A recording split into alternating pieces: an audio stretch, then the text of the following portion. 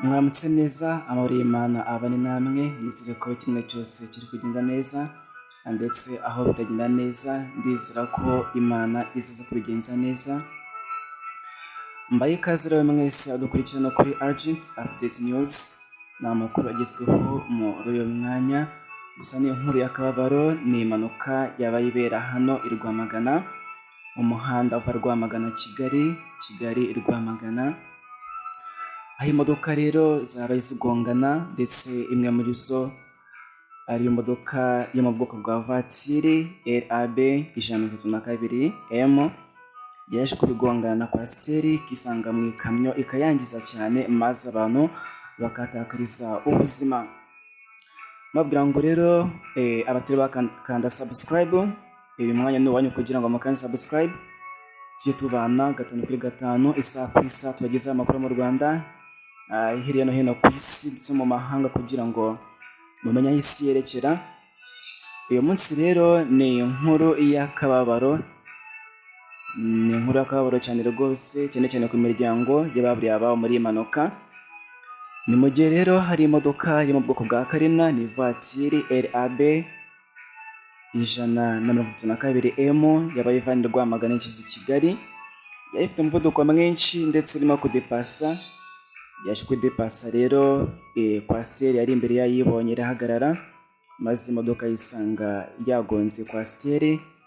Kubera umuvuduko mwinshi yari ifite rero, yaje kuba n'ubundi igongeye kwasiteri, hanyuma iza gusimbuka yikubita mu ikamyo irayishwanyaguza. Ni mu gihe rero abari muri iyi modoka bahatakarije ubuzima. Ni impanuka ikomeye cyane rero, mu by'ukuri abaturage bari bahari batubwiye yuko nabo ubwabo byarenze imitima yabo. Mu gihe rero n'ubundi uko bisanzwe abanyarwanda murabazi ko dukunda gutabarana, inzego z'ubutabazi zihagera maze zijyana abakomeretse kwa muganga, ariko n'ubundi wabonaga ko rwose amahirwe yo kubaho ari hafi ya ntayo. Izo munsi rero hakaba hategerejwe amakuru aturuka atangwa n'inzego n'ubundi zifitiye ububasha. Twihanganisha rero ababuriye ababo muri iyi mpanuka yabereye hano ku Kijumba, mu muhanda uva Rwamagana werekeza i Kigali. Twibutsa abanyarwanda rero gukomeza gukurikiza amategeko y'umuhanda ndetse n'amabwiriza yawo, kugira ngo birinde impanuka n'ibizitera byose.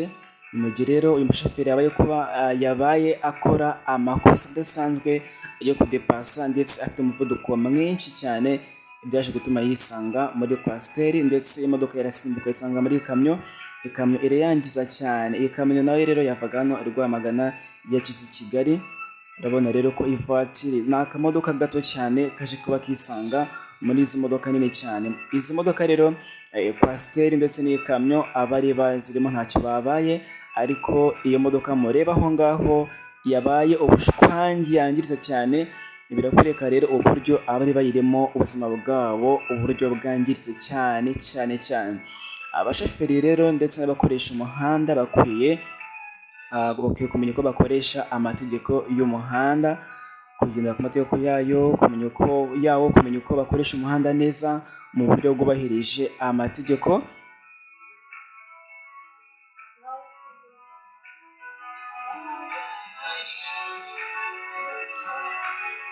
Ndabwira ngo rero abatarakora subscribe niwe sakwira mukore subscribe, tubane 5x5 twanganisha abanyarwanda muri rusange, ndetse n'ababuriye ubuzima n'abafite ababo baburiye ubuzima muri iyi mpanuka. Ciao mugire ibihe byiza, murakoze cyane.